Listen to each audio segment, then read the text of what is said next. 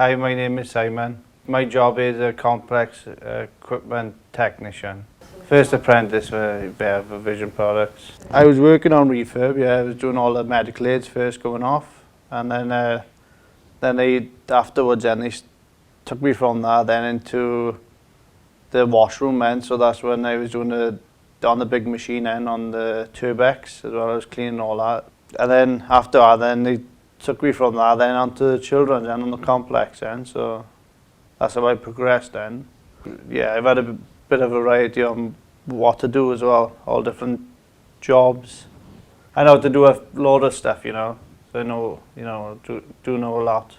You make new friends, a good company to work for, you have a good relationship with the managers as well, and there's a lot more years to come in it, you know, for me, you know, still young and I, so we'd love to hear about your experience. Let us know by taking part in our survey.